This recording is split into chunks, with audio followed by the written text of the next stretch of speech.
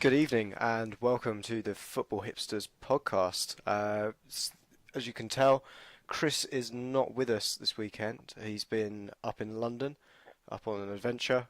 So it's me, Josh, hosting for this weekend, and I am joined by just one other of my fellow colleagues on the pod. Joel, how are you? Good evening, Josh. I'm good. Are you? Yeah, not too bad, thanks. I've had to sit through the in inverted commas, Super Sunday that we've seen in English football, but I'm now awake, so ready to start chatting Well, football. someone said to me on Friday when I said, I didn't look a great lineup on something, they said, well, you never know. Sometimes them games are really, really good. Yeah, they really, really weren't, were they? At all. No, absolutely.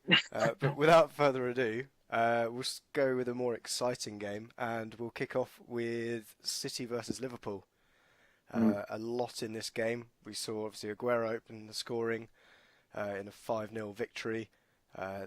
Shortly after, Mane got the red card for. I'm not sure why there's a discussion about whether or not it's a red. It's a high foot that catches Edison, the goalkeeper, in the face. Simple red card for you?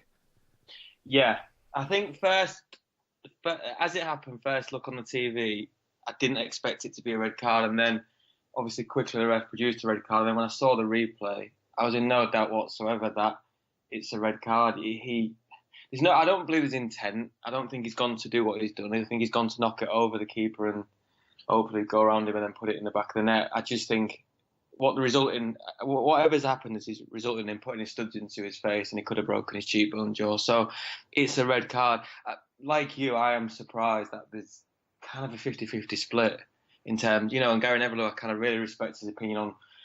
I don't disagree with much what he says at all. He was just completely adamant it wasn't a red card. It was quite odd because he was back in Liverpool and he had Carragher in the studio on Sky, who is obviously Liverpool through and through, saying it was a red card. So, I guess you think the same as me in that it's just straight red card. But I don't know if you saw the incident in the Swansea-Newcastle game with Ritchie. That was pretty much similar. Yeah. And he couldn't really caught Alfie Mawson. Now, you do start, my instant thing was that a red card? And you just wonder if this is going to set some kind of precedent now. But the letter of the law was that was a red card.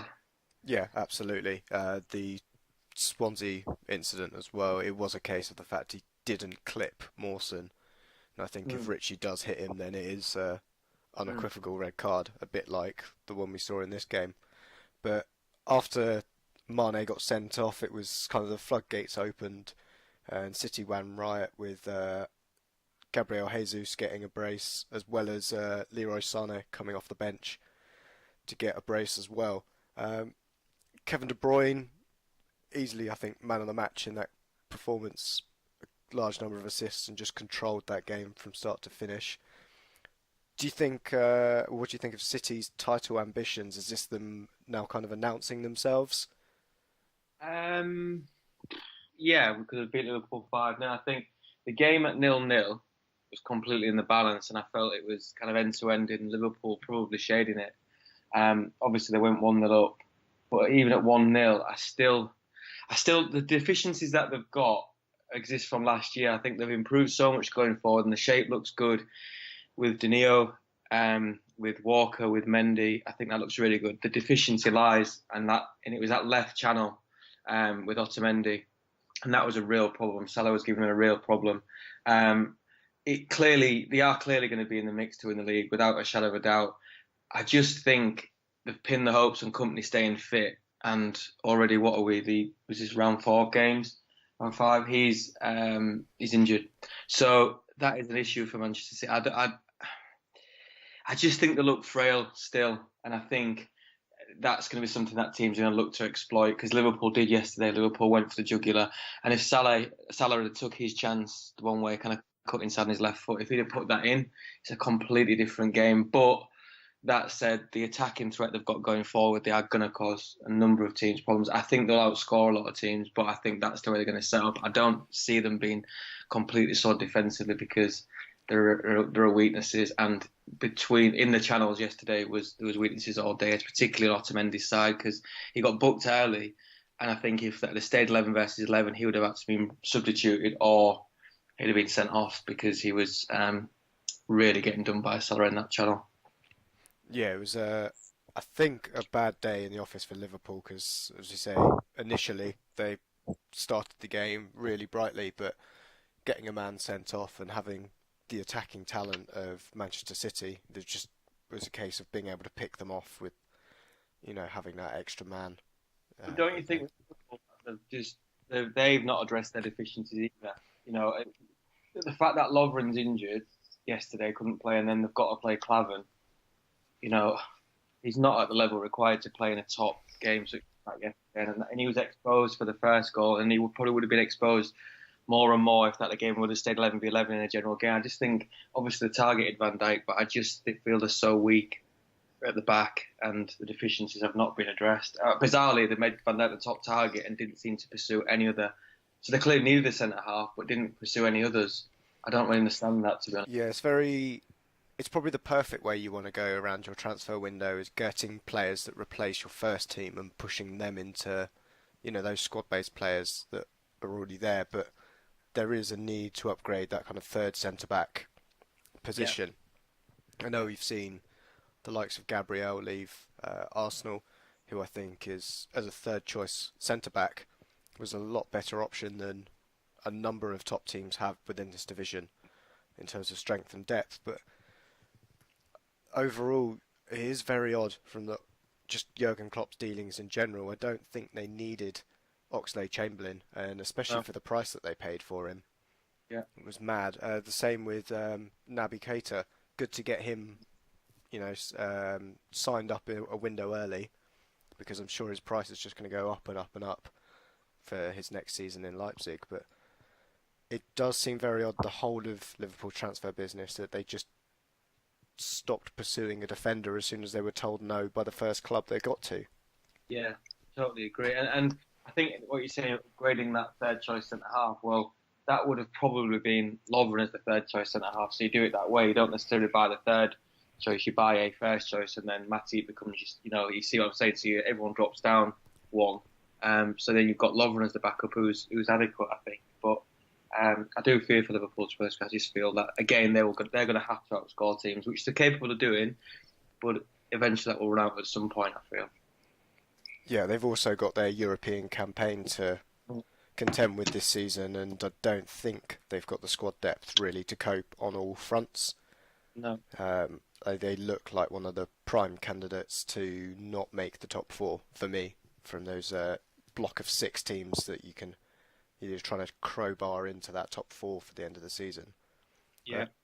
On teams that are fighting for the top 4, we'll move on to Arsenal versus Bournemouth. A 3-0 win for Arsenal. I'd say it was probably a routine victory. I know Arsenal had a pretty dodgy end to, or the beginning of an international break with the 4-0 loss to Liverpool. Before then, obviously then transfer deadline day occurred and we saw Oxlade-Chamberlain leave the club. But no Alexis in the starting 11. Was this just Bournemouth being a very, very poor team? Yeah, if Arsenal could have picked a home fixture for Saturday, coming off the back of an international break and getting thumped 4-0 at Anfield, this was absolutely perfect for them, because Bournemouth didn't really put any resistance up. It was routine for Arsenal, like you say, and we've seen Arsenal do this. They'll play teams at the Emirates and absolutely steamroll them, look so comfortable, and then potentially give false hope again, and then they'll get smashed down again. But I do fear for Bournemouth, to be honest. Without a point now, you just wonder, does it need a change? Bournemouth, does it need? And that's not a criticism really. How does it just maybe need a fresh voice? Because quickly in the league they're going to get far behind and they're constantly chasing. I thought they bought well as well with Begovic and Defoe, but obviously Defoe's been in and out of the team. He started yesterday, but he hasn't yet scored. And I also felt Begovic was at fault for 1 or 2 of the goals yesterday as well. It's an interesting one, Bournemouth, because you always would have got enough quality, then they'll pull through this. But again, without a point in 4 games now, which is pretty dire. Yeah, I think going with the system they turned up with as well, they tried to match Arsenal's 3-4-3 formation, and I just don't think they had the personnel to do that. I think perhaps it's a case of moving back to that back 4, padding out the midfield. That would have been the way to go against this Arsenal team at the moment, is to try and suffocate that midfield two that they've got, Yeah. because there was still opportunities in the game where the centre backs were on the ball and there was no central midfielder in front of them to play a ball to, which, if you're padding that midfield out properly, that Yeah. Bournemouth would be there. They could easily and quickly unleash Jermaine Defoe, who, as we know from his decades of service in the Premier League, knows where the goal is and can score goals from nothing. We saw that with the Sunderland team that wasn't hugely creative. So I think there is a problem there with Bournemouth, whether or not Eddie Howe's the problem or it is a case of just a dodgy run of fixtures that they've had. I don't think it gets any easier for them off the top of my head from their fixture run. And they've also got to come and see Chelsea as well in the next couple of games. But we'll move on to next game there. I've got Brighton versus West Brom. A bit of a surprising result, to be honest. Maybe that's because I'm a pessimistic Brighton fan, but I didn't see this coming. A 3-1 win. So it's the first Premier League win ever for Brighton. It's 34 years between the last time they'd won a top flight game. Obviously, they've been absent from the top flight since. A brace from Pascal Gross either side of half time, and Hamid with the third. Yeah, Joel, surprise result. What's going on with West Brom? Yeah, strange one because I put that down as a draw, to be honest. I thought West Brom would do what they do. They go away, they make it resolute, they're really hard to beat. Obviously started Krzyzewski, kind of played a three in there with Barry sat in behind. Watching the game back, I felt Foster was at fault for all three goals, and somebody who's so dependable for West Brom. I felt that when you look at his positioning and his angles for all three, I think the second one in particular, I don't know your take on that. It seems to go so slow. Yeah, it was in the corner, but it seems to go so slow on the ground into the corner. But it's disappointing for West Brom because you kind of feel like they're just going to push on and, get into the top eight and stay there. And they have this yo-yo form where they'll throw in a result like that, which then, they've had a decent start to the season. It must be frustrating being a West Brom fan, to be honest, on that score. But fantastic result for Brighton. And we spoke a couple of weeks back on the pod about your home form so important when you come up into the Premier League, and you've just got to get as many points as you can at home and kind of squirrel them away. And this is what they need to do. They need to beat the likes of West Brom at home, because when you've seen the big boys, Man City's have come already, and the other teams have got. It's hard to get anything from them, so you've got to beat the likes of West Brom and anybody probably from the top six down at home. You've got to look at trying to get 3 points because it's so hard on the road. So it is positive, and that will give him such confidence. I saw Houghton's interview afterwards, and he said, obviously, 1 point you're a little bit concerned. 4 points after 4 games is a lot better now. If you get 38 points out of 38 games, you're going to stay up. So I think I'll give Brighton such confidence that. Yeah, absolutely. One of the biggest threats that I thought was coming into the game would have been how they dealt with Solomon Rondon up front, because we know how strong he is in the air, but I think Dunk and Duffy have shown what a good partnership they've built under a very short period of time.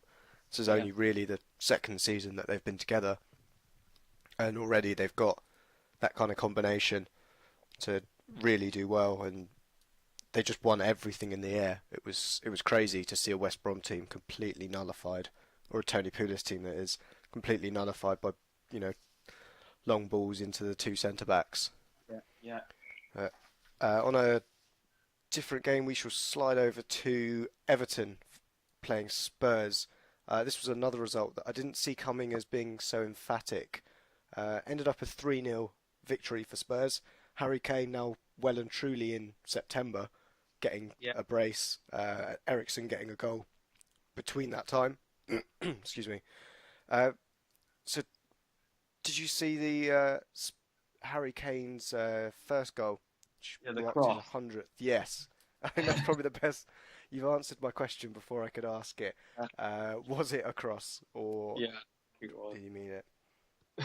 It's always kind of disrespectful to say, it was a cross, because these are world-class footballers, but it looked like a cross, and his body shape was that, and it was not as if there was nobody in the box. There was 2 or 3 Spurs players in that area that he put it, and it just looked like he'd overhit it. And obviously Pickford probably anticipating a cross as well, because any good goalkeeper will. He just got his angles totally wrong. It's flown above him. It's kind of a little bit similar to the Ronaldinho one. I know that was a dead free in the 2002 World Cup. That was a dead ball, but pretty much the same, where it's did he, didn't he? That type of situation arising from a goal. Yeah, absolutely. But that did mark Harry Kane's 100th goal for Spurs. Really, really good result. Bit surprised to see Everton just kind of capitulate in that game, really. Not sure what's going on with Ronald Koeman. They did spend a lot of money in the window to improve and bring in experience across the positions, but just in the game, they just didn't look like they were really there as a team. Is it too many changes at once that's caused that? Yeah, I think it could be a case of that. They've spent so much money and they've bought a lot. I think it's 12 or 14 players he's brought in. I think the problem with Everton, looking at it, is I've watched a lot of Sandro Ramirez when he was at Barca, when he was at Malaga, and he's a top talent. He's a really, really good footballer, and he's young and he's got pace. But you look at that team now, and granted they've bought Sigurdsson and they bought David Klaas, haven't they? And they've brought in Rooney. They've not replaced Lukaku, and I think they've not bought a direct replacement for Lukaku, somebody who is pretty much guaranteed between 15 and 20 in the league. They've not got that. So in a way, they've strengthened the squad, but one of the most key areas on the pitch, I think they're far weaker for the summer window, which is odd when they've spent so much money. It's almost like if they'd gone and bought a player, I don't know, for example, Lacazette, maybe wouldn't have got him, but if they'd gone for Lacazette and paid 53, 54 million for him, you'd have looked at it and gone, that's good business, and then brought in Sigurdsson and maybe one other. But they seem to have bought a lot of kind of midfielders and attacking midfielders in particular, and look to share the goals around, but they're missing a focal point to their attack. And I saw an article this week that they're looking to bring Niasse back into the first team, who I saw a lot of on loan at Hull last year. I thought he was decent, but he'd kind of ostracised at Everton. Now looking to bring him back, which says to me they've not got a great deal going forward and looking at other options within kind of what they've got. So that is a concern for Everton, I think, and just the way they capitulated yesterday. That could have been 5 or 6 easily, and the chances Spurs had as well. Yeah, absolutely. It was strange to see a Spurs team kind of waste so many chances. We have seen it, I suppose, a little bit with Harry Kane during his August spell, but this was a different level of, so many chances, and every time Spurs went forward, they did look like they could score a goal. It's just a case of Everton almost getting lucky towards the end. But we'll move on to Leicester City's game against Chelsea. Ended up in a 2-1 win for Chelsea. Morata and Kante coming back to his former club to haunt them with the 2 goals, and Vardy getting a penalty in the second half. It was an odd game, this one, I think. Morata getting another goal with his head. For people who haven't seen him in Spain, he does have a good shot on him. He's not just a target man, but it's a very odd stat, that one, that he has only seemed to score with his head. Yeah. He's all-round games there, though, isn't it? His link-up's good, he runs the channel as well, he's good in the air, he can finish, like you say. He is an all-round, really good footballer, so... another important goal. That obviously you're not thinking of Costa at the minute because he's delivering the goods so far. Different if he wasn't, but yeah, really, he's a threat. He's always going to be a threat. And with Fabregas, who knows him well from Spain, international squad, they've got that link up already. It seemed yesterday as well. Yeah, definitely. Adding Pedro as well to that mix as well. There's a good Spanish contingent to that squad. Alonso, I don't think he's making Spain's squad, is he? No, they've got Jordi Alba there, haven't they? Yeah. A couple of others. But I think with Chelsea, what they had that, the blip with the Burnley game, but then they've had, you'd look at difficult games, Spurs away, Everton at home, Leicester away, and they've come through that. So you kind of feel like that little sticky period they had, there was a lot going on. You kind of feel like they might settle into a bit of a rhythm now. Get Bakayoko bedded in. I drink what was sub yesterday. Will he play a lot? I don't know. But Morata obviously is now hitting the ground. Hazard's coming back. You're looking at Chelsea again and going, right, I can see this. I don't think Zappacosta was in the squad yesterday. They can see where they're heading, and it looks like they're going to be a threat all season, completely. Yeah, definitely. And I think the fact that they brought Drinkwater in on deadline day helps Bakayoko as well, kind of bed in. So during that transition period, at least Chelsea have a player they can turn to that knows how to play with Kante, who's arguably going to be playing probably the majority of games for them this season, whilst Bakayoko kind of finds his feet with the league. And I think that will be a good thing for them in the long term because he's an absolute quality player from what I saw from him last season at Monaco. Yeah. Just Uh, on the theme, really dodgy goalkeeping though, since we finished this week, I thought Kante's goal was really poor goalkeeping from Schmeichel as well. Again, another really slow shot that just seems to go in. And you think, well, how has that even possibly gone in from such a way out? It was kind of the same as Gross's for Brighton. It very much similar again. It seems to be a weekend of poor goalkeeping, to be honest. yeah, definitely. We'll move on to a game where you can't argue about poor goalkeeping for the two goals that were scored. Southampton versus Watford. 2-0 for Watford. Decore and Janmat with arguably two screamers, to be honest. And Southampton's home form is just becoming more and more worrying now. But yeah, do you want to describe the two goals for us? Yeah, just superb strikes. You talk about goalkeeping errors like we just having.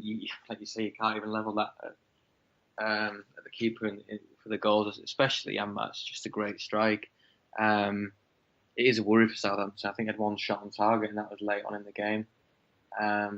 Maybe being found out slightly. I don't know. It seems to be a bit of a transition. Seems to be constantly in transition. Southampton, don't they, from one match to the other, one style to the other.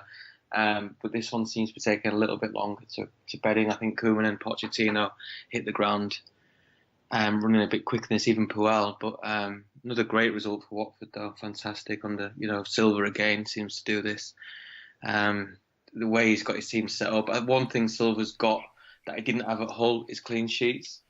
He's got this counter-attacking style. He's got the resoluteness, but Hull just couldn't get the clean sheets. At Watford, I think that's 3 and 4 clean sheets. So that's really, really positive for them. But it's a tough one for Southampton. It's tough when they get done by such great strikes because there's not much more you can do with that. But what you can do more with is one shot on target at home. Yeah, definitely. Is that something that, because you've seen Pellegrino last season, is that something that you'd expect to improve?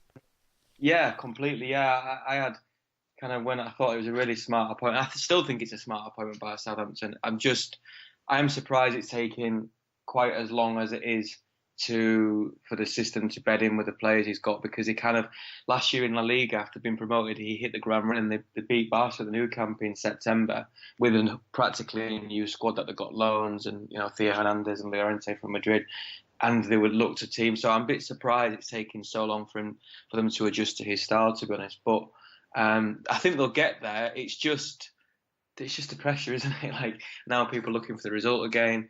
Then they've got Palace next, so that's a big game already. So he'll turn it around, and I think the length of contract Southampton giving him, is it a 4 or 5 year deal they got?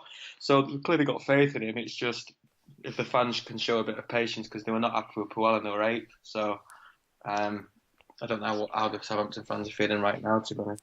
Yeah, I think it's certainly something we'll have to ask Ross about when he's next on. But I think that Pellegrino's a little bit lucky that there is another manager that the media are pointing on at the moment over at Palace.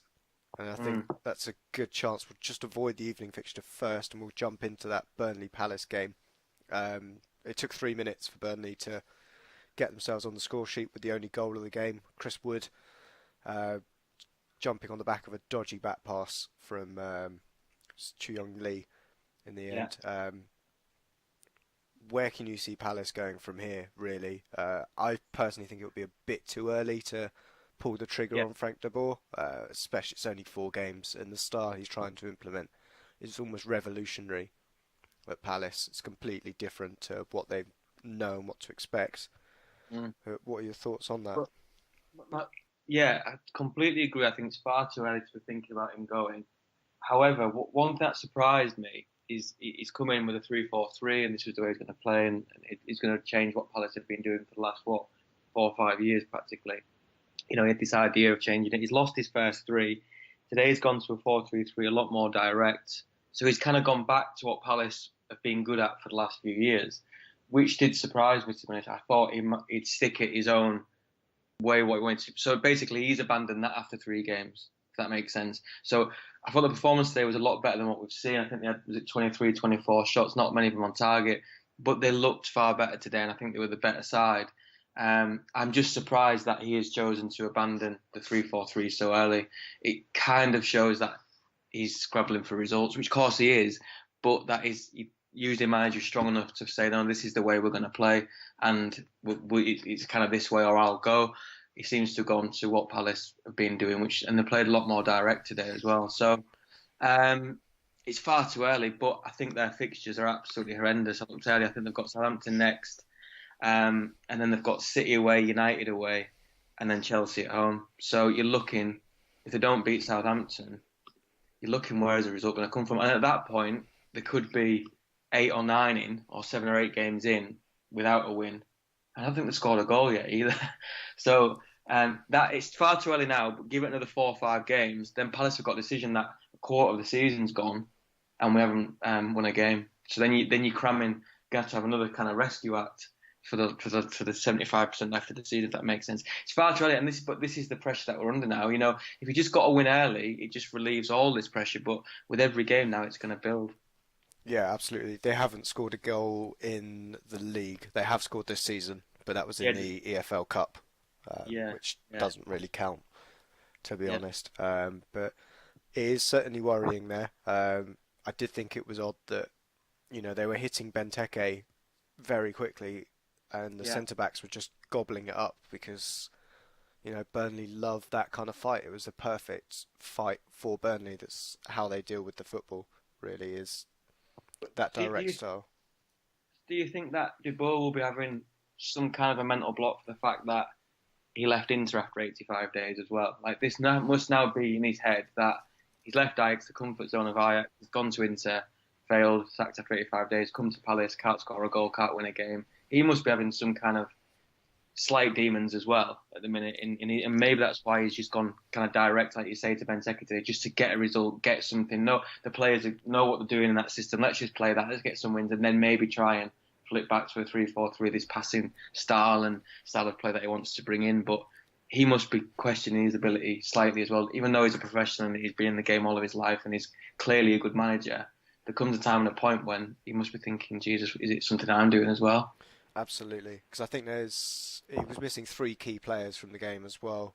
You've got Sacco wasn't available, Zaha's still out injured, and Ruben Loftus-Cheek is also unavailable at the moment. And I think they were key to his system really working, which is maybe why we've seen him move to direct at the moment. And once he gets the right personnel available, he'll then move to revert back to the system that he wants to play. But we have seen this in England with, I'm thinking Eddie Howe, just, when he went from Bournemouth to Burnley, and there just seems to be certain clubs that certain managers work well with, and maybe it's the case of De Boer that Ajax is where he maybe needs to be in order to be successful.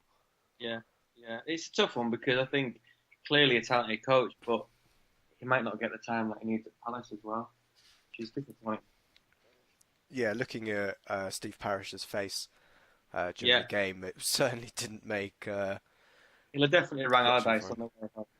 Yeah, absolutely. We shall move on back to the evening fixture of the Saturday. Man United Stoke. Man United absolutely dominant in the early parts of the season. Coming to Stoke, who have already got a win against Arsenal this season. Got a 2-2 draw. Choupo-Moting, I think, being the man of the match of that, with 2 goals for Stoke. Either side of a Rashford and Lukaku strike. United's 100% run at the end. I thought Stoke were absolutely incredible in this game. A lot better than we've seen them previously. And what do you reckon happened to Man United? Because there were a lot of defensive errors in this game. Yeah, horrendous. I think both goals that they conceded, the first one, he kind of plays everyone on side, then doesn't get goal side, and then they score from that. And the second one, Jones didn't mark at a corner. I sometimes struggle with football, kind of in sense that these are top footballers on playing for the best, one of the best teams in England, if not the world, in United, and they can't mark goal side for Bailly for their score, and they can't mark at a corner. It does blow my mind slightly. That and I think Mourinho will look at that and think, well, the goals that we've conceded were completely avoided. I know every goal can be avoided some way, but when it's so basic, it must be infuriating for Mourinho, because that is a difficult place to go, and they've practically gifted Stoke goals. Stoke were really good, don't get me wrong, but the goals didn't really have to work that hard for the goals when the defending was so poor. So you look at it now, Bosa and House are at fault for the goals. Does that put a seed of doubt into Mourinho's mind that that's maybe not the best partnership? Is Lindelof going to come in? Well, does that mean Smalling gets a look back in? I just felt it was criminal defending from United, especially for the first one in particular, when you play for an onside and then you don't even get in to mark the man in front of you. I just think it's kind of arrogance that the ball's not going to get there, or it's just complete laziness, to be honest. But that said, it's a difficult place to go, isn't it, still? Yeah, definitely. I think Mark Hughes is slowly turning that around now to make the Britannia, or Bet365 Stadium, as it's now known, a more formidable place, like it was under the days of Tony Pulis. But talking about bad defending from corners, go to the final game of the weekend that we've seen anyway. We've got a Monday fixture as well. But Swansea versus Newcastle. This was an interesting game. It was a lot more exciting than Burnley Palace, put it that way. But at the end it was Lascelles with a goal from a corner, completely unmarked after Swansea put in some resolute defending. But yeah, I thought Swansea were the better team in the game. I don't know what you feel. No, I did, and again, they missed a good chance of Abraham. Again, the cell clear off the line there. It was great defending. Just the fact that it was just such a basic goal, wasn't it? Kind of zonal marking.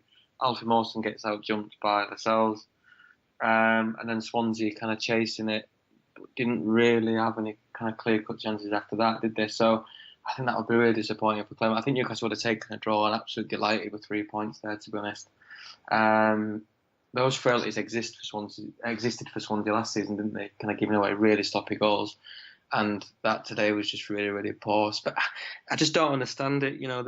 In terms of it's just an absolute basic. It wasn't as if it was a great whipped ball in it. It was just a ball into the centre of the goal, and it's got completely a run on Mawson, and it's just a great. I thought he was really good though. Lascelles for them today, to be honest. I thought he kind of led proper captain's performance, clearly scoring at one end and stopping at the other is what he's there to do. But and a good result for Newcastle in Rafa's absence as well. Pardew interestingly said that would be a big factor for the players today, which I thought was really interesting, the fact that Rafa wasn't there because he's ill or he's had his operation. But I thought they were kind of at the end. I think, well, that's a really good result for Newcastle, poor for Swansea, and kind of pulls Swansea back in now. They've had a couple of good results, so now they're kind of back where they started practically. Yeah, definitely. We saw the debut of Renato Sanchez as well.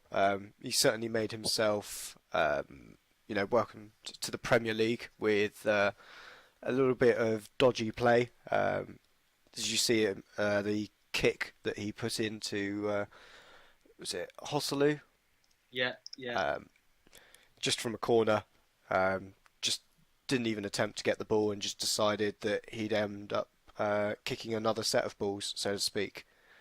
I think if the referee had seen that, would probably have got a booking. I don't know what colour, but I think we also saw the other incident we referred to with Mawson and Ritchie.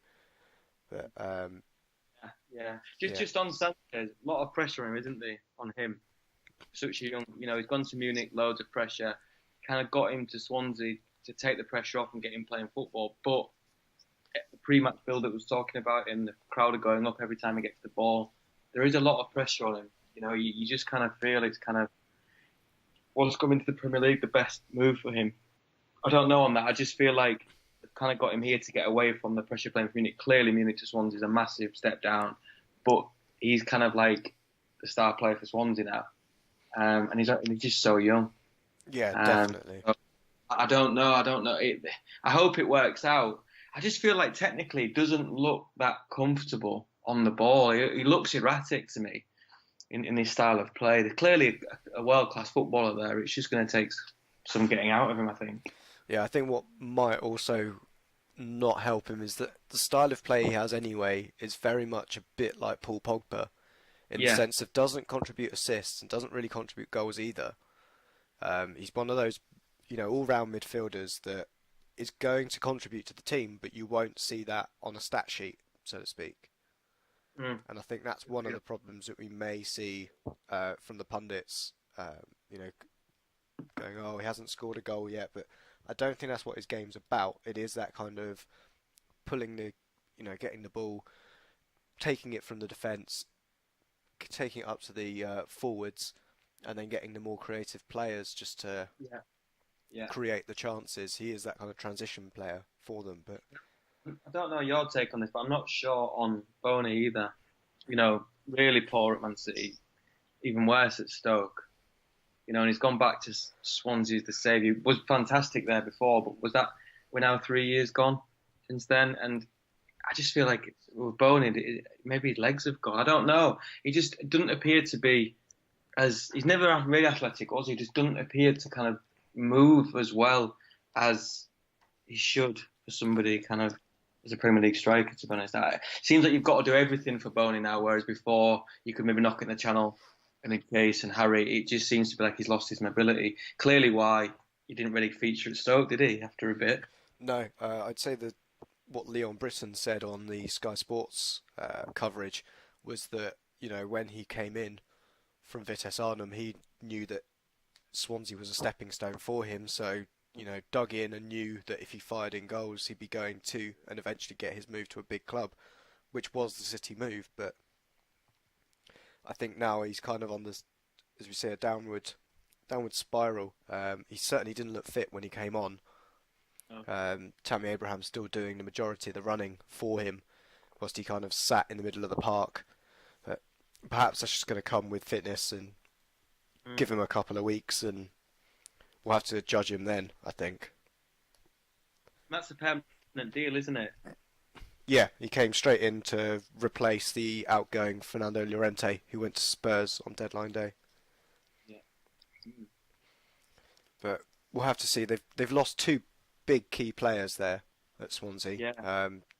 In Llorente and Sigurdsson across the window. Do you think they've got the quality to not miss them? It's tough because Sigurdsson was just unbelievably big for them, wasn't he? Big goals at big times, set pieces, great delivery from all set pieces, corners. Llorente was just a focal point in attack. They've kind of looking to spread the goals around. I don't know. I don't know. Obviously, I've seen a lot of Sam Clucas at Hull. Never really a massive fan. I felt he had a great engine, really athletic. Never had the ability to kind of pass forward enough.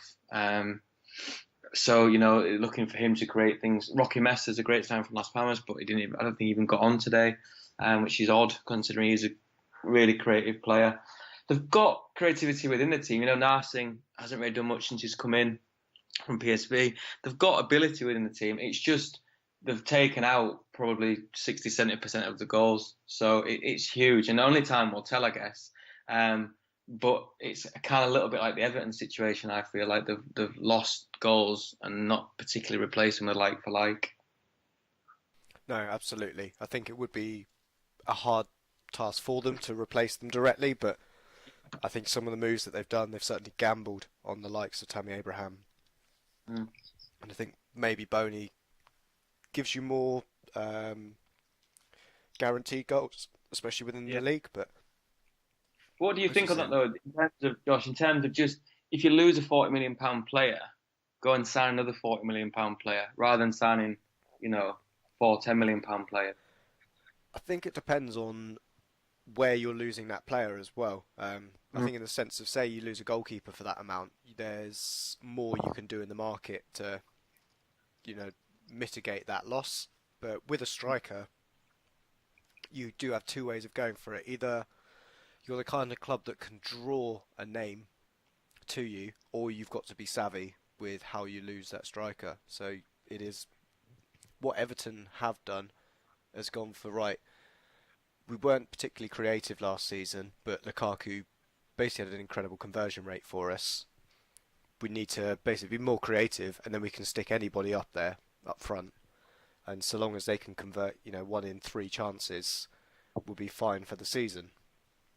But I think, yeah, with Swansea, they've got that problem that they were never really going to get in a big name striker, Yeah. especially at the time that they needed to, which is where Boney really came into it because he's still got that, previous. It's got the history with Swansea, so coming back wasn't necessarily a difficult decision for him, and I think he could always move on if, unfortunately, they end up going down. But I'm very Mm. surprised with, as you say, Everton looking at it because I thought they would have been able to get in that big name striker. Whether or not Yeah. that was the decision that Koeman thought he could get Wayne Rooney being a striker again and getting him into training and realizing how much his career has taken out on him because I don't think he's got the legs to play a striker anymore.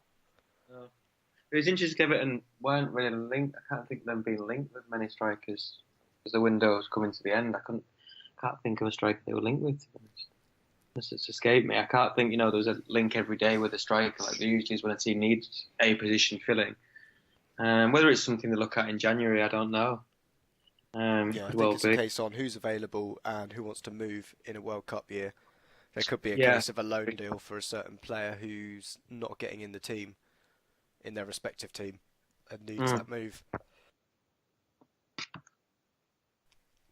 But yeah, there's only one more fixture left for the Premier League, which says on Monday it's West Ham against Huddersfield at 8 o'clock. I think we'll quickly discuss as a little preview for this. West Ham look bounce back really because they've had a troubling start. They are bottom of the table at the moment, Mm. and Huddersfield just are having the opposite at the moment. A great start to the season, and I think they're a very strong counter-attacking team. Could you see West Ham's turning fortunes in this game or not? Um, yeah, this is the first game at home, isn't it? Obviously, because of the stadium being used for the Athletics, they've had 3 aways on the spin. So it's the first home game, I believe. So yeah, I can because um, on paper I'd fancy them. I just feel like they're in an absolute rut though, which is contradictory to what I'm saying. But you wait again. You look at the team on paper, and you think, well, they're not kind of showing where they should be. Um, Again, you felt like I felt they maybe got the recruitment right this time with Hart and Zabaleta and the signs that they made went for experience over kind of unknown quantities. Um, if they don't beat Huddersfield, I don't think Bilic will be there on Tuesday. I really don't. I feel like this is the game for him, really. Um, Huddersfield are a surprise package as well. You don't really know what we're going to get with them. Obviously, we've seen a lot of them in the Championship, but they've got the element of surprise still, haven't they? So it's probably not an ideal game for Bilic, this one, to be honest. To be playing a team that he doesn't know a great deal about, and a team that's really buoyant as well, full of confidence. It's not ideal. But West Ham at home against Huddersfield, I would put down as a West Ham win, but I do feel for Bilic. I really do. I think his press conference on them is Saturday. I think it's Saturday, this Yeah. press conference. Really, really odd press conference. Kind of critical of the ball around the Carvalho signing. Just looks like there's something coming to a natural end there, and I wouldn't be surprised. I'd be very surprised if he's still there at Christmas. I'd be very surprised if they lose on Monday if he's there on Tuesday. Yeah, definitely. And I think whilst there's still a good pool of managers that are available, whether or not it's another return for Pardew to West Ham, Mm. that is an option for them, especially if they need a quick turnaround, because that's I, really what he I think does. I think Mancini would get it. I think he's out of work. I think linked with it before. Been spotted at the games a few times. Granted, that's probably because it's in London. He's just in London anyway. But I feel like he would probably be. No, he's the league. He'd probably be a natural fit. Bit of an unknown quantity in taking a team from the bottom up as opposed to managing the top team like United City. But I feel like he would be a shout. I'm not sure about you. How did all that end when he left there? Did it end good or bad? I can't remember, to be honest. I Maybe one don't thing think it was the best. fans. Right. So I don't think it was the best when he left, but yeah, it was a. an interesting time because he definitely, when he joined, they started very well, but overall, I don't think it was the greatest passing of ways, Mm. should we say. But then most breakups in that part of the world are quite messy anyway. Yeah, yeah. It's just a strange club at the minute. Everything just feels kind of not settled. You know, new stadium, the new loads of new turnover of players is huge. You know, they're at the point now where they're letting players go who they brought in the previous year out there. So like Snodgrass has now gone to Villa. Is it Nordveld? I think the kid that got on the free transfer from Germany Yeah, is now already on. He's gone to Hoffenheim. That just shows a terrible recruitment, doesn't it? When you're letting players go you just recently signed because they haven't worked. So there's something fundamentally wrong at the club and it needs addressing. And whether Bilic is the problem or it's a little bit deeper than Bilic and it lies with the two owners, to be honest. You just never feel like the stable West Ham no, ever. they're a bit like Newcastle in that Yeah, sense. yeah. Yeah, and no, really, that like you say, yeah, very similar to you because high turnover of players, high turnover of managers, over expectant fans. Does feel a lot like Newcastle, to be honest. Yeah, But for Huddersfield, free shot for Huddersfield, really, isn't it? You know, away, chance to play in that stadium, full of confidence. They'll go there with absolutely no fear, I don't think, Huddersfield. And why should they really? Because they're doing really well as it stands. So. And this is always a surprise package in most seasons, isn't it? And definitely this year it's Huddersfield, and it probably will carry on to be. yeah, definitely. They're on a hiding to nothing for the whole season, I think. So Yeah, it, I think they're just going out and enjoying it really, and we've seen that. And their style of play certainly helps as well it's for an getting interesting one. results. I remember when Hull first got promoted in 2008 under Phil Brown. In the first half of the season, it was free-flowing attacking football, and there was some great results. Won at the Emirates, won at White Hart Lane, and then about Christmas time, we had a really rocky period of games, and Brown suddenly changed it, went ultra defensive, wouldn't commit people forward, and kind of the whole fun had gone out of it. But also, it was the realization that we just need to stay in this league and probably cavalier approach and free-flowing. Yeah, I think it's definitely the way we've seen it at Blackpool as well. Also came up with a free-flowing, swashbuckling style. Doesn't always, win you games or keep you in the division, but it will certainly get you a lot of fans from the neutrals anyway. Okay, and now we'll move on to an EFL roundup. We'll start at QPR, who celebrated 100 years at Loftus Road with a 2-1 win against high-flying Ipswich in the Championship. We also saw from there the memory of Chris Wood at Leeds is slowly fading as the new boy, Lasonga, scored a brace on his debut to help Leeds put 5 past a very sorry Burton Albion to take them up to second place. And Cardiff City as well. Their 100% record ended with a 1-1 draw at Fulham. Those were the big stories from the Championship. Over in League One, Josh Payne helped inflict exactly that with an audacious opener in the 3-0 win over Gillingham, who still look for their first win in the league. It's not great reading at the moment for Gillingham after losing to Southend the previous week as well. We now have new leaders at the top of the division as well in Shrewsbury Town, who got a 1-0 win over pre-season favourites Wigan. And after seeing the first managerial casualty that was back on deadline day with Justin Edinburgh leaving Northampton, his replacement in ex-Burton and QPR manager Jimmy Floyd Hasselbank got off to a dream start with his team, and they got a 1-0 win over Doncaster. And finally, a quick look at League Two as well. First, we'll look at Notts County.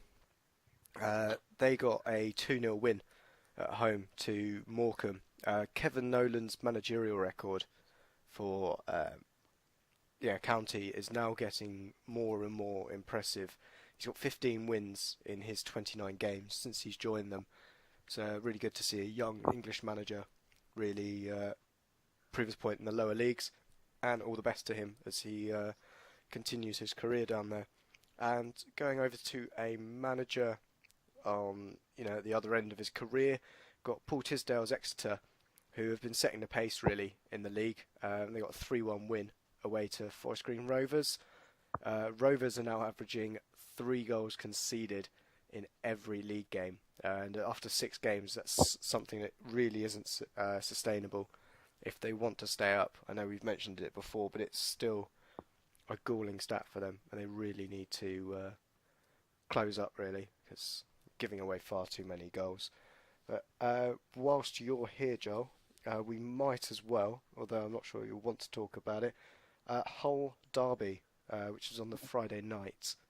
It was a 5-0 loss to Hull. What happened? It was a strange one. First and foremost, Hull's defending was horrific. At least 3 or 4 that got really basic stuff, just not goals like we said. Were by United.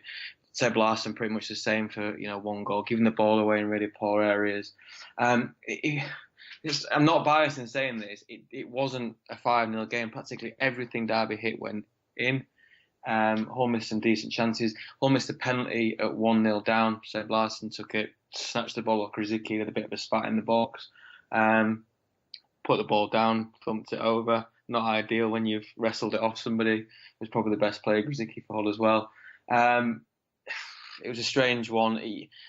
There was a lot of defensive frailties shown, and for Hull to mount any kind of challenge for the playoffs or above, they're going to have to address them really, really quickly. Slutsky took full blame for the result in his post-match interview, and I felt that was admirable because it wasn't his fault that the defending was absolutely appalling. The mistakes were so basic, but he did play Henriksen and Larsson in the centre of the park, and they've just got no legs, and they were overrun by Derby. It was absolutely evident.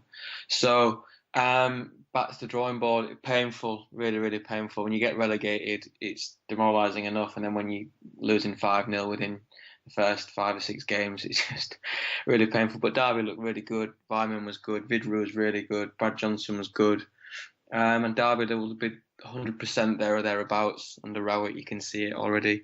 And for Hull, it's just a massive transition. I think it's 14 out, 14 in. So, players on the bench who made their debut, coming on to make their debut. Dicko made his debut. It's just a lot of change. And what Slutsky needs is to use the weeks to coach the players he's got now and get them into a system. You can't even identify a system that he's playing at the minute. It's that early into it all. And it's not been helped by the international break either, I don't think, because he was saying he only had kind of like 3 hours with the players before the game on Friday night. So not ideal, but yeah, pretty painful to be honest. Yeah, it wasn't a result that I saw coming, especially with that kind of scoreline. But I think we'll leave English football there for the weekend, and we shall go over to Spain. Giles, is your area of expertise? Give us a lowdown of what happened in Spain this weekend. Okay, so quite a busy weekend for goals and talking points, basically. So the game started on Friday night, usually Friday night fixture, which is usually the lower teams. It was Leganés versus Getafe. Newly promoted Getafe got a 2-1 away at Leganés. First game on Saturday was Real Madrid Levante. Practically the whole world, everybody had this down as a Madrid easy, comfy result, comfy win. Levante newly promoted. Zidane made a lot of changes, and I've spoken a lot on the pod about Zidane last season got his rotations 100% spot on. They always worked. There's players who came in had a point to prove and played well. It was the first time on Saturday it's not worked for him. They drew 1-1 with Levante and was losing early on. Lucas Vazquez got an equaliser, and then at that point you kind of felt, well, this will be inevitable. Levante's keeper was outstanding, but his points dropped for Madrid off the back of drop points against Valencia at home as well. So out of 3 games, they've beat Depor away, drew Valencia at home, drew Levante at home. So the games at home, you'd have expected them to win because they're so strong at the Bernabeu. And they've not. So a lot of criticism of Zidane, surprise, surprise, because obviously he's made some decisions and they haven't gone well. It's a little bit harsh considering last season everything worked, but it's really early advantage to Barcelona, but it could be significant coming into the season. The 3 o'clock game in Spain was Valencia Atletico Madrid, which was a 0-0. Good game.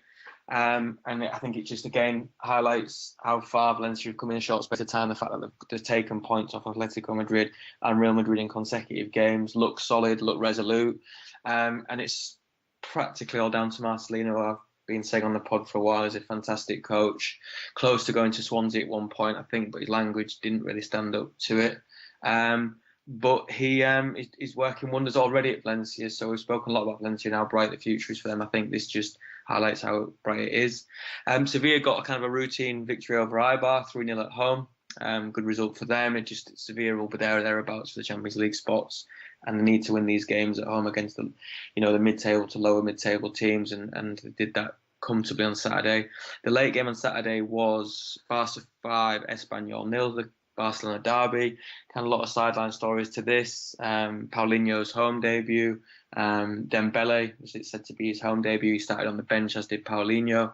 Messi got a hat-trick. Piqué got one, and Suarez got one. Dembele came off the bench after an hour. Looked good. He played on the right, which surprised a lot of people. Looks like they're gonna. Well, they did play a 4-4-2, and he came on the right side of a 4, which everyone thought was going to be direct replacement for Neymar and playing on the left, which I was interested in. I hadn't really thought of him playing on the right, to be honest, but he is both-footed. And he got an assist for Suarez at the end with a really good breakaway, quick move from the back, and he crossed it for Suarez and he scored, so that looks promising for him. But obviously there's expectation of him so young, so he needs to come. It's going to come for him that he's going to play poorly. I expect he will start against Juve midweek. So it's a good warm-up for Barca with that. The early game today was Depor 2, Sociedad 4. I watched this. It was a really, really good game, really open game. Depor, they've got goals in them now with Lucas Perez going back there from Arsenal and Andone up front, who's linked with quite a lot of Premier League teams during the back end of the window, in particular Burnley. But Sociedad looked strong this season, and they were deserved winners. You look at Sociedad's side now. Even they had Januzaj playing for them today, and he played really well.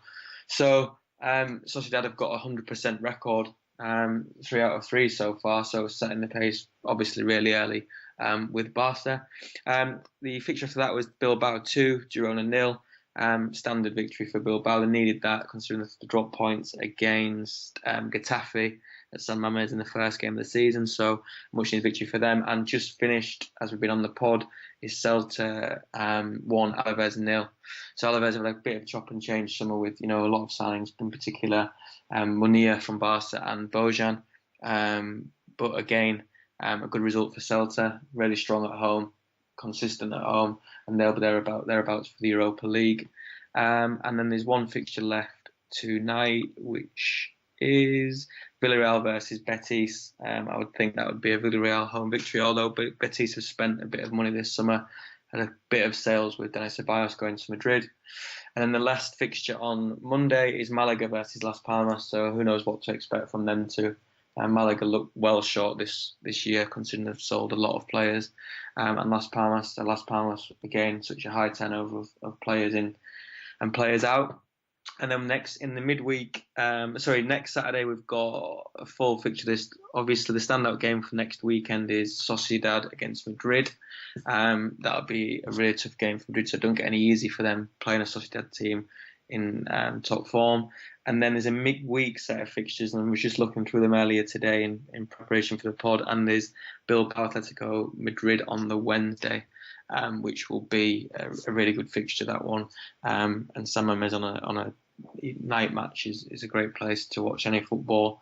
So early table, really, really early. Got Barca and Sociedad at the top of the table with 3 wins out of 3. And as we've detailed, Madrid are now 4 points behind Barcelona. It's not significant now, but obviously this whole thing happens when, if they don't win the league, they'll point to the result on Saturday against Levante and the points potentially against Valencia as points dropped. Cool, thank you very much. Just a quick question on there. We've got Champions League coming up midweek. For most of these teams. I think the standout Spanish one, I would say, would be Sevilla going to Liverpool. Yeah. How do you think they're really going to cope, Sevilla? I haven't seen a huge amount of them this season. Saw a lot of them under Jorge Sampaoli. How has their style differed, and do you think they'll be able to cope with that Liverpool counter-attack? No. but I don't think many teams could. To be honest, I think when Liverpool are on song with those three up front, and and they've got Coutinho coming back, is he going to play? I don't know, but I think Guardiola hit nail on the head yesterday. So it's difficult to stop them, and I think it is. I don't think Sevilla are not a great defensive team under Brit, so they're not going to be that type of team again. They will look to play fast attacking football, high intensity football. It's very much a continuation of work, not as radical as Sampaoli, but not far off. And if you think back to the Celta Vigo team that Brizzo had last 3 or 4 years, it's been fantastic to watch. So I think they'll go to Liverpool and give a really good account of themselves. I don't know if they'll have enough to stop Liverpool scoring. But then Liverpool are at home, and we know Sevilla might potentially go there and be difficult to break down, but I don't quite see what the players they've got. The likes of even Banega, it's not really in their makeup to go and do that. So I think they'll go to Anfield and give a good account of themselves attacking, if I'm totally honest. Cool. I'd say the other one that probably comes out as a big test, and we've already covered. Do you want to go through Barcelona Juventus? I think what your expectation in that game? The more I've seen of Barcelona, just really to quickly touch on Barcelona, the more I'm seeing of this season so far in the Valverde is that there's a slight, not even a slight, it's a massive pushback to the Guardiola days. The way the team's set up in terms of endeavour off the ball, there's a lot more intensity to get the ball back a lot higher up the pitch. A lot more unification in the lines. Under Enrique, it was so broken and they were so easy to get at that. They haven't conceded a goal this season. I know they've not played top teams yet, but I think there's definitely something in that there's definitely a change of style to make them more resolute, but in a way of just complete work rate. And I think that's why they've brought in the likes of Paulinho for that kind of work rate in the centre of the park. It'll be a tough test on Wednesday. For Valverde and for Barca, because you're playing a fantastic team. Really in this era, Juve should have won a Champions League. They've been to 2 finals. You think would have won? They should have won 1. I don't know who to make favourites. He's out the new camp, so I'd probably make Barca favourites. But we saw how Juve last season nullified Barca's attack, and that was obviously with Neymar. So I feel Juve will probably go for a draw. Barca will go for a win. But I also feel it's really early, this game, isn't it? It's the first game of the group stage. So I think if it was the last or it was in the middle, it might have a bit more significance. With it being early, I don't know if both teams would just be content with the draw if that was the final outcome. Yeah, it's definitely a big old game to have in the opening fixtures of the Champions League. It seems more like a final, really, than a group stage game. But yeah.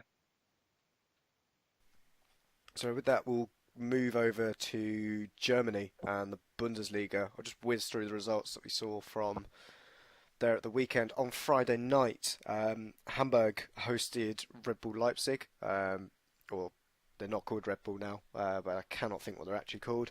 Goals from Naby Keita and Timo Werner. If you see the Werner goal, it is typical Leipzig with typical Hamburg defending, because it's just they lose the possession in Leipzig's box, and it's just a quick breakaway from Werner. I think both of the goals in that game were really special, but Hamburg just looked really poor in that game. But onto the Saturday fixtures. Freiburg held Borussia Dortmund to a 0-0 draw with 10 men as well from the 29th minute. A really impressive result there.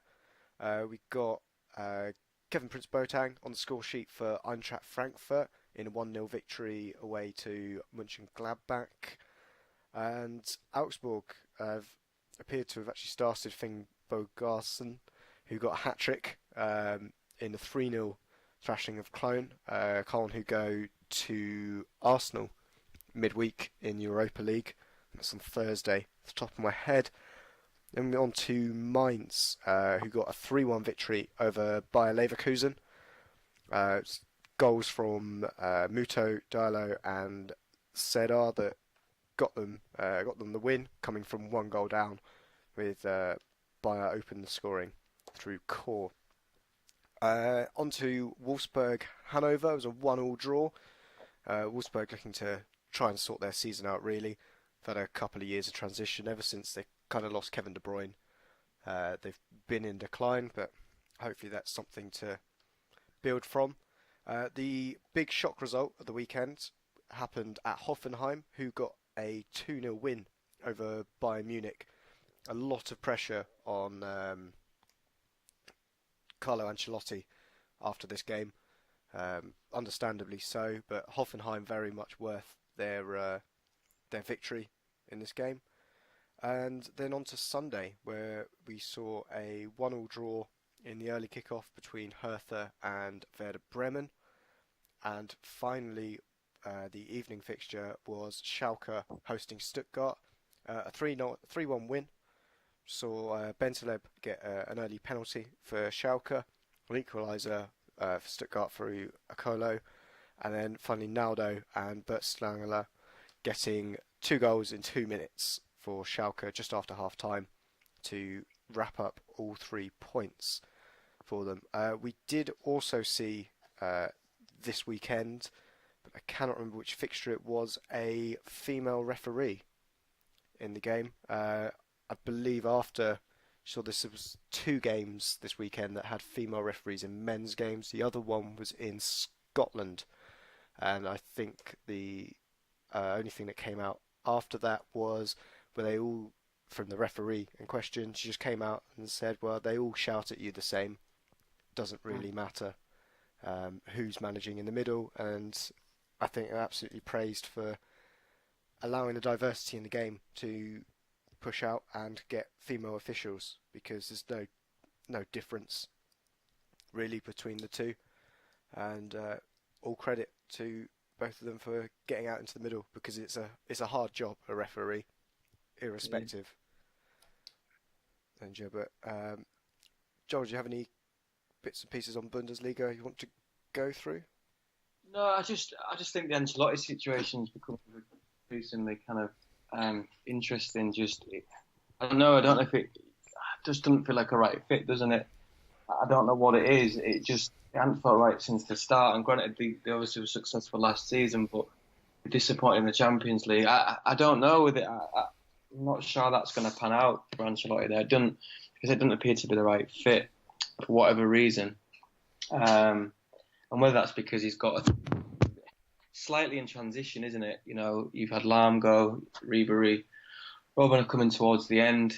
I don't know that. I think that's definitely watched his space with that situation at Bayern, because he's a manager who's very laid back, Ancelotti, is he? You know, his style at Chelsea was that. I've heard lots about him at Madrid in terms of he's very much just kind of said to the players, go and do what you're good at, which is a way of managing, but potential doesn't work everywhere, does it? And come the higher end of football, it could be something I always found wanting, but he's been so successful with that way of managing, he's not going to change now at this point.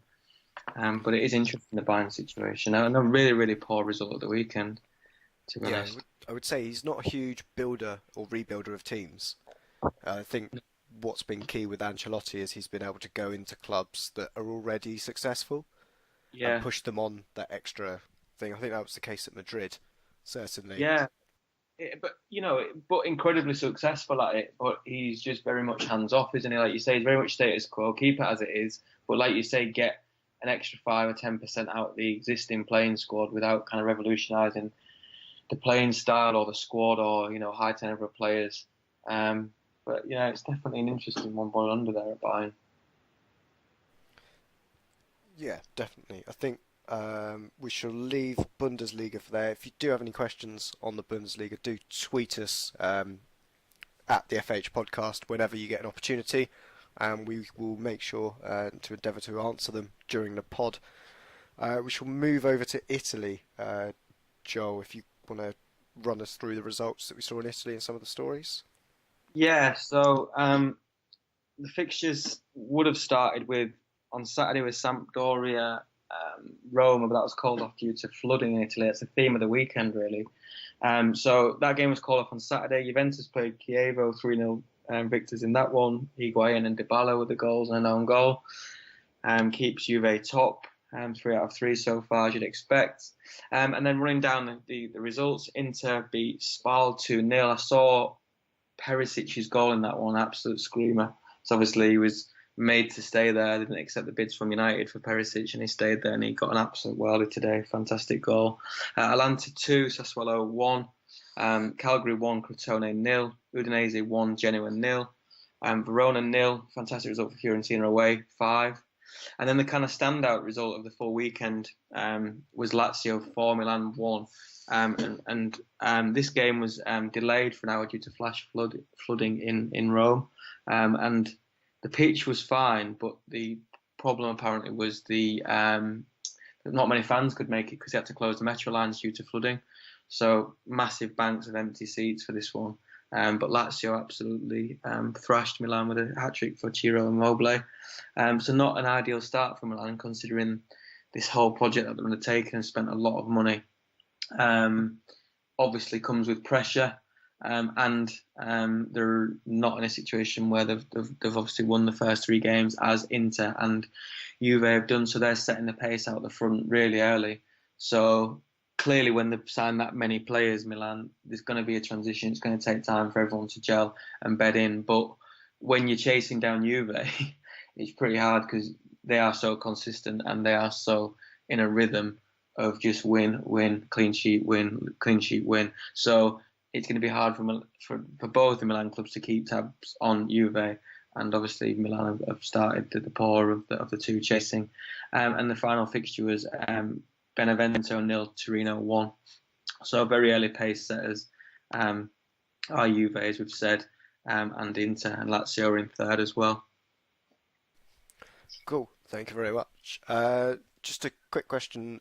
Roma have now got Atletico Madrid in the Champions League next week. Do you think the fact that they've had a bit of, unforeseen time off help them prepare for that game? And how do you think Atletico are going to go into that one as well? It can only help the break, can't it? Atletico had a difficult game away at the Mestalla on Saturday. Will have run a lot of kind of kilometres. Roma get the weekend off, so they'll definitely be fresher. Atletico will approach the game as they always approach any game, which is 4-4-1-1 or 4-4-2.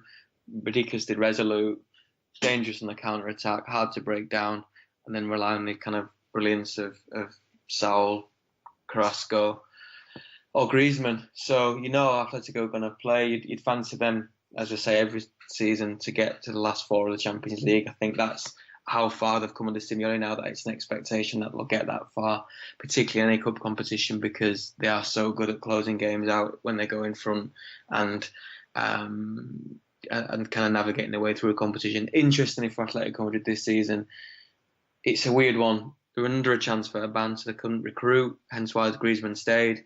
And secondly, they're moving into the new stadium, I think, this week. So it's kind of that effect of maybe just getting in the top 4, doing quite well in the Champions League will be a successful season for Atletico Madrid this year, given those 2 massive things that have occurred for them in terms of the stadium move and the transfer ban. So, but they've still got an absolute fantastic 11, and I expect Costa to go there in January to supplement their squad as well. If he loses about probably 3 or 4 stone at that point, but they'll definitely be stronger in the second half of the season. And they've also got Vitolo, who they signed in the summer and have loaned him to Las Palmas, who's a Spanish international left winger. He will be coming in January fit, as opposed to Costa coming unfit. He will be fit and will be a massive asset in the second part of the season. Excellent. We shall move on to the final league of the weekend, Ligue 1 in France. A lot of red cards across this weekend. We'll start on the Friday night where we saw 2 games occur. We'll start with the more boring one, Lille-Bordeaux, 0-0 draw. Only main event was a red card here for Thiago Mayer in the 32nd minute for 2 yellows. And then we saw Metz host PSG. It's a really interesting game, this one. It ended up 5-1. Cavani missing a host of chances, but still managed to get hold of a brace. But that wasn't before Riviere, if you remember him from Newcastle. Yeah. He hasn't scored a goal in over 2 years, so he was obviously the natural choice to get the equaliser for them. Um, a crazy, crazy piece of defending from PSG, but it didn't matter because then after half time, the new man Mbappe got a goal on his debut. Um, Superb. Just this kid just only looks better and better and better, and the likely how he looks compared to Thierry Henry is just amazing because he is almost identical in terms of movement and style. I think Henry was nowhere near this good at this age. That's the only difference. So where the top is for Mbappe, I have no idea, but he obviously got them into a winning position, and it was a case of Neymar getting in the act in the 69th minute, Cavani getting his brace on the 75th, and Lucas Moura rounding off the scoring in the 87th minute. Did see just before Mbappe scoring the goal, him get tackled by a Wusu Akoto of Tottenham fame, with a tackle that was, you'd say it would be an orange rather than a straight red, but he did need to have his marching orders. It wasn't a great tackle on Mbappe, who may have made a meal of the initial tackle, but most young players, when they're hit with a solid challenge, I would say do tend to make more of a meal of it than a more, experienced pro. But a good result for PSG, who continue to march on. And we'll move on to Saturday, where we saw, personally for me, a bit of a shock result, especially with the scoreline. Nice going and winning 4-0 against Monaco. Balotelli starting with a penalty in the 6th minute, and then Plie, Balotelli again, and Ganago rounding off the scoring for that 4-0 victory. I would say no red cards in that game, but that didn't change for the Caen-Dijon game. Caen winning 2-1. Another penalty for Santini before an equaliser from Marie, and an own goal, unfortunately in the 81st minute, from Jan Berry. Another red card from Caen from Mbegu, who got sent off on the 79th minute. And on to Montpellier-Nantes. It was a 1-0 victory for Nantes. Diego Carlos with the goal, and CO getting sent off for Montpellier in the 84th minute. Strasbourg unfortunately lost to Ames. Gael Kakuta, this is where he's turned up in France and is getting goals. He got one just before the international break as well, with the 1-0 victory, the only goal in the 13th minute. Another red card here for Strasbourg. Lala getting sent off on the 78th minute. Troyes versus Toulouse. Versus Toulouse 0-0. Draw in that game. Not a huge amount happened in that, to be honest. Wasn't a great game overall. And then on to the Sunday fixtures. Have Saint Etienne drew 1-1 with Angers, and that resulted with a Remy Cabella goal early on, and then a penalty for Angers at the 9th minute from Mangani. 2 red cards in this game, one for either side in the second half. Payot for Saint Etienne and Crivelli for the visitors sent off. And then we've got Lyon played Guingamp. That was a 2-1 victory for Lyon. Diaz and Fekir with the goals, and Thuram with the equaliser for going on midway through the second half. And the evening fixture they've got at time of recording hasn't kicked off yet, is Marseille hosting Rennes. I think that's going to be a really interesting game. I'm not sure which Marseille will turn up, but I have a feeling it could be a high-scoring draw overall. We'll have to see when that comes in. Joel, I don't know if you've seen any of Neymar now that he's over at PSG. He does look to be, for me, a little bit happier with the way that he's playing.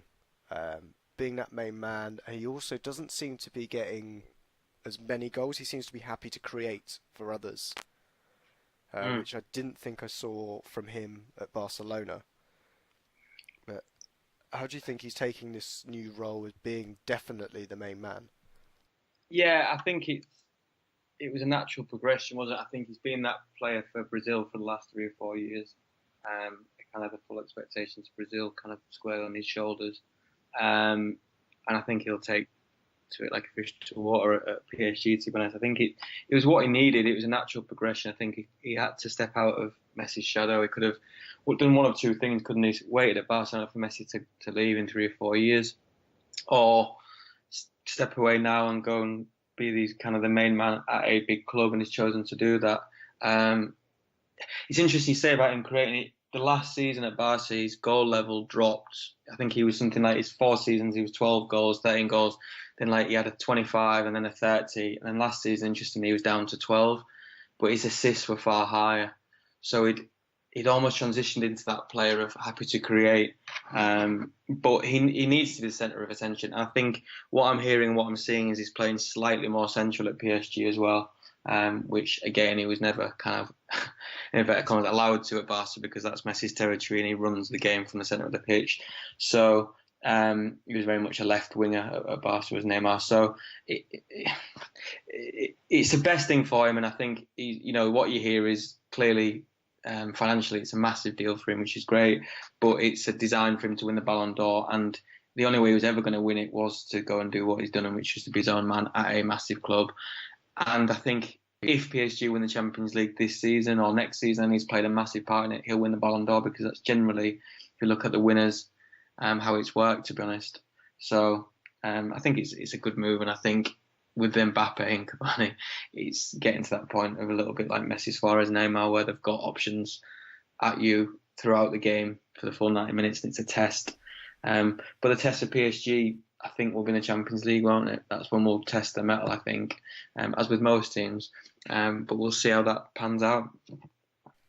Yeah, definitely. They've got such a wealth of attacking talent in that team as well. It's a bit like how we were talking about Man City earlier in the pod, about they've got all of these attacking talents, but the defence isn't necessarily there.